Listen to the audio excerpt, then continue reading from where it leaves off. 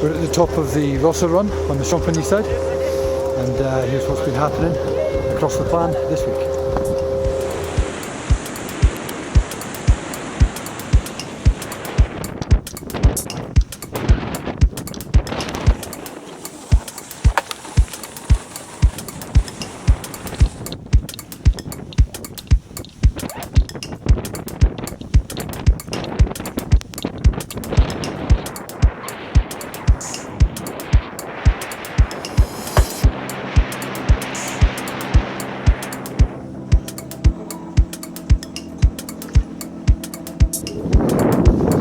So I think you could call that pretty much a perfect day.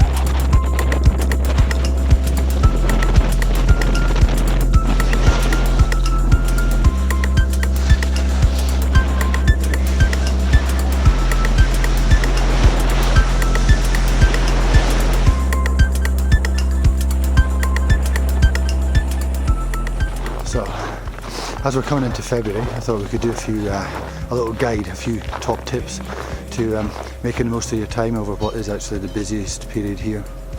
Easily the busiest period. It's the same in any of the resorts. When you get into February, whole of Europe's on holiday. So, the Plagne is actually a 65% French resort. So the French holidays have a big bearing on how busy here gets. The way that France works is split into departments. And at any given time throughout February, one of those departments will be on holiday. The holidays start from the 9th and run through until about the first week of March. So, in a resort that's 65% French, the French are fanatical about food. They stop for lunch always. So between the hours of about 12 and 2, the hill gets a lot quieter. So if you can take your lunch when other people aren't, you'll get much better riding, much more riding in. So yeah, between 12 and 2, pretty much the hill gets very, very quiet, very deserted. On the subject of lunch, another top tip, and this actually applies at any time of year. But in Plagne we have a supermarket which is right on the piste, and a couple of shops that you can ride straight down to where the Rostamio gondola is. You can get saucisse frites in one of those shops for €4.50, another one for €5, and that's compared to probably about, I don't know, 10 to 15 euros up on the hill.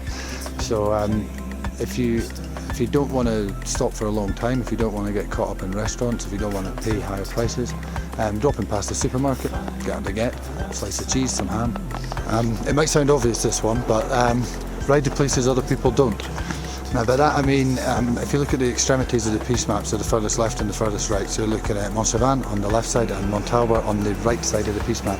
This resort has got a lot of beginner, early, intermediate riders, so consequently they tend to sort of gather around where they stay. And by that, you know, like Plagne Centre is always going to be busy, Plagne Village, Plagne Soleil is always going to be busy as well.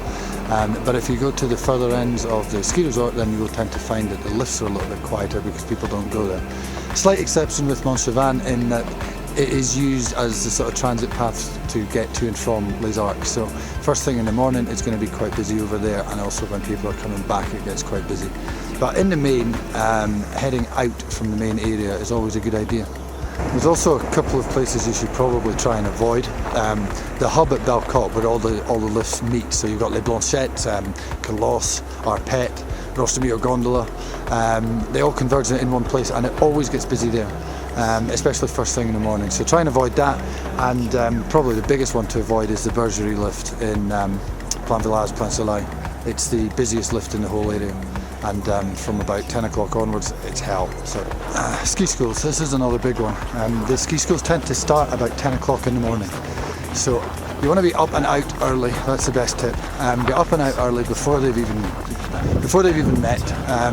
There are two main meeting points you find they'll be in Belcourt and also Plagne, although there's other meeting points as well, obviously. But the lifts in Belcourt and in Centre and also Plagne, etc. after about 10 o'clock, the lifts and the runs are full of ski schools. So if you can get out early, means a few less genepi the night before, but if you can get up and out early, you'll avoid most of that. And best plan is to try and actually get out of the areas where the ski schools go as well. Again, all Centre Bowl and sort of Belcourt Bowl area as well. You'll get a lot of ski schools there. Going further afield, you tend to find less of them. Get a guide. We've got amazing fresh snow at the moment everywhere. Getting a guide will obviously take you off piste and take you away from all of the crowds. They'll be able to show you pockets and little areas that you simply wouldn't be able to find on your own, and of course you'll do it safely. The other option is to go and past Spitting Feathers and see Tim. He's a local here of 26 years and he'll be able to tell you some places to go, little wee hidden gems across the area. What he doesn't know about this ski area really honestly isn't worth knowing. So two options, guide or a couple of words with Tim in Spitting Feathers. Take a pommer. They're kind of a dying breed in the Plagne, but there are still a couple of pommers, and two of them actually are really well situated for getting you up and out and avoiding some of the bigger queues. The Dudupraz lift in Plagne will take you up and out of Salai and Village and over to Belcourt, where you can link into the rest of the network.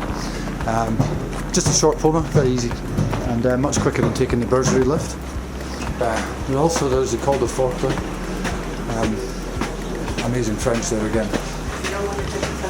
Col de Forclaz out of Belcourt. Takes you up and over into the Champigny side, where you link into Champigny via the Geisha run, one of the quietest runs here. So hopefully a couple of tips there that'll help you get the best out of your holiday. We've got exceptional snow cover with the whole area open at the moment, which of course has the effect that it just spreads out the crowds anyway, and more places for people to go. So you should still get a great trip out here. So that was the last few days. Weather is supposed to stay pretty settled this week, so you will be getting great conditions. The snow is genuinely, it's off the scale, it's fantastic. It's the best we've had all winter. So it should be a great week across resort, and we will see you soon.